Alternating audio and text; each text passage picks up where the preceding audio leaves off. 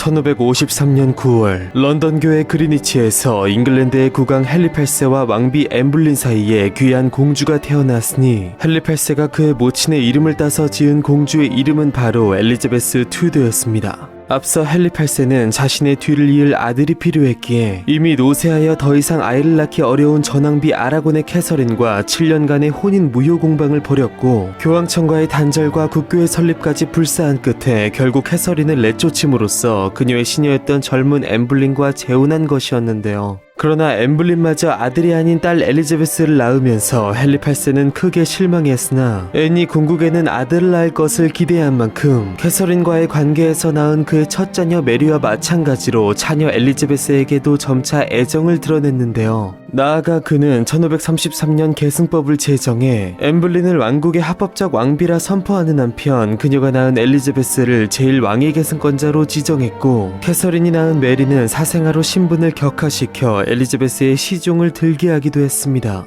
그러나 이후 엠블린이 유산과 사산을 거듭하며 후계자 생산에 실패하자 앤과 더불어 그녀가 낳은 엘리자베스 역시 헨리 8세의 관심에서 점차 멀어졌는데요. 결국 헨리 8세는 또다시 아들을 낳아줄 새 왕비를 들이기 위해서 엠블린에게 간통죄를 뒤집어 씌워 처형시켰고 메리와 마찬가지로 사생아로 격화된 엘리자베스는 왕위 계승권은 물론 공주의 칭호마저 잃게 되었으며 한순간에 보호자를 잃은 3살의 어린 소녀는 궁중의 한켠에 은거하며 불안하고 위험한 어린 시절을 보내게 됩니다. 그녀의 이복 언니 메리의 경우 모친 캐서린이 끝까지 합법적 왕비로 취급되었기에 그녀의 딸로서 백성들의 동정을 받았으나 엠블린의 최후에 대해서는 흔히들 인과응보라 비웃을 정도로 평판이 안 좋았기에 마찬가지로 그녀의 딸 엘리자베스는 전혀 동정을 받지 못했는데요. 그러나 이러한 불우한 환경 속에서도 총명함을 드러낸 엘리자베스는 철학과 역사를 비롯해서 독서와 공부하기를 좋아했고 헨리 8세의 마지막 6번째 왕비로서 모든 자녀들을 차별 없이 보듬은 캐서린파의 영향 아래서 당시 귀족 여성들도 남성 못지않게 교육시키던 풍조 덕분인지 당대의 네로라 하는 학자들을 사사하며 방대한 지식을 쌓아나가게 됩니다.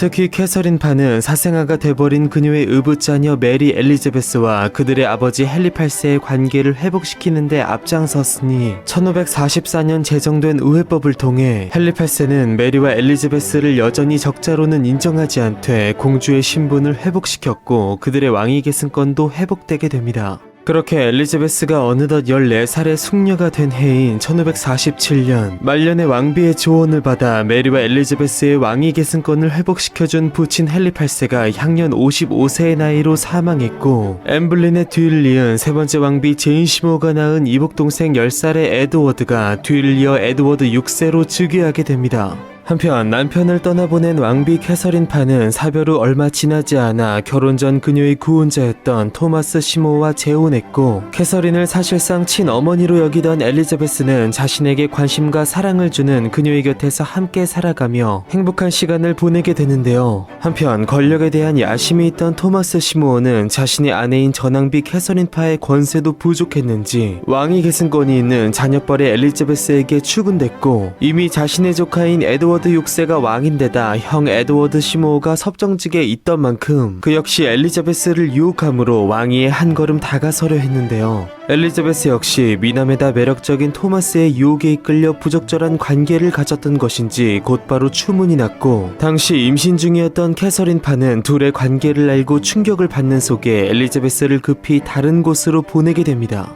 가장 사랑한 두 사람으로부터 배신감을 느낀 캐서린이었으나 의붓딸 엘리자베스에 대한 애정을 차마 지울 수는 없었고 엘리자베스 역시 자신의 잘못을 반성하는 한편 토마스와 절연했으며 캐서린의 산달이 다가왔을 때는 다시 그녀의 곁에 돌아왔는데요. 그러나 아이를 출산하고 산용열로 죽을 위기에 처한 캐서린이 이제껏 묻어둔 자신의 고통을 드러내며 두 사람에게 폭언과 저주를 퍼붓는 속에 결국 향년 36세의 나이로 사망했고 자신에게 사랑을 준 유일한 사람을 고통 속에 죽게 한 엘리자베스는 이 일로 인해 평생에 남을 심한 죄책감을 갖게 됩니다. 그렇게 5년이 지나 엘리자베스가 어느덧 20살의 완전한 성인이 된 1553년 병약한 이복 동생 에드워드 6세가 향년 16세로 결국 사망했고, 캐서린파의 스라에서 함께 지냈던 그녀의 오촌 조카 제인 그레이가 9일간 왕위에 오르는 소동을 넘어 끝내 합법적 계승자인 이복 언니 메리가 37세의 나이로 메리 1세로서 새롭게 즉위하게 되는데요. 엘리자베스보다 무려 17살 연상으로서 어머니 아라곤의 캐서린과 자신의 몰락을 생생히 경험하며 굴곡진 삶을 살아온 메리는 부친 헨리 8세의 치세부터 행해져온 모든 개혁을 거부하고 가톨릭 복고 정책을 펴면서 수많은 신교도들을 박해하게 되는데요. 한편 엘리자베스 역시 일찍이 친모 엠블린이 신교 세력과 손을 잡고 왕비의 자리를 차지했던 데다 그녀의 정신적 지주였던 계모 캐서린파 역시 독실한 개신교 신자였기에 선왕 에드워드 6세와 마찬가지로 자연스레 신교도로서 성장해 있었는데요. 그렇게 엘리자베스는 자녀가 없는 메리의 사후 왕위 계승 영순위로서 메리의 카톨릭 복고 정책에 반대한 신교 세력의 구심점이 되었고, 메리로서는 자신의 어머니를 몰락시킨 엠블린의 핏줄인데다 한때 자신이 그녀를 신녀로 섬기는 등 굴욕을 겪은 바 있고, 이제는 나아가 정치적 종교적 라이벌이 된 엘리자베스를 끝없이 경계할 수밖에 없었는데요. 실제로 그녀의 재위 초기 엘리자베스를 위시한 토마스 와이엇의 반란이 일어나면서 이것은 기우가 아닌 엄연한 현실이 되어버렸습니다.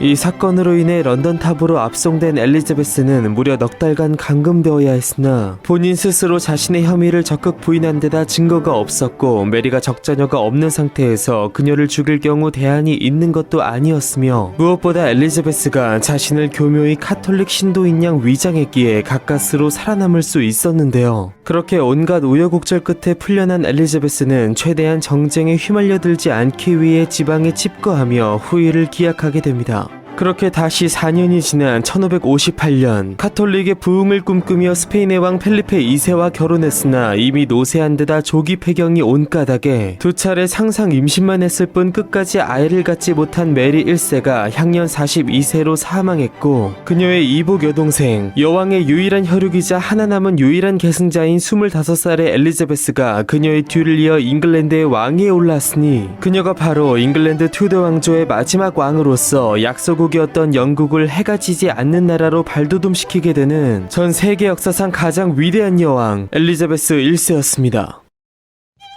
폭군 헨리 8세와 처형당한 엠블린의 유일한 자녀로 태어나 어릴 적부터 갖은 고통과 시련을 겪는 속에 군왕이 될 뛰어난 지혜를 발휘함으로써 끝내 잉글랜드의 왕위를 거머쥔 엘리자베스 1세. 무엇보다 선왕 메리의 폭정과 실정 속 해결해야 할 수많은 문제들이 그녀 앞에 산재해 있었으니 막중한 사명을 띈 그녀에게는 앞으로 과연 어떤 여정이 기다리고 있을까요? 폭군의 사생아로 자라나 끝없는 시련 속 조국을 반석 위에 올려놓은 역사상 가장 위대한 여왕의 이야기, 다음 시간에 계속됩니다.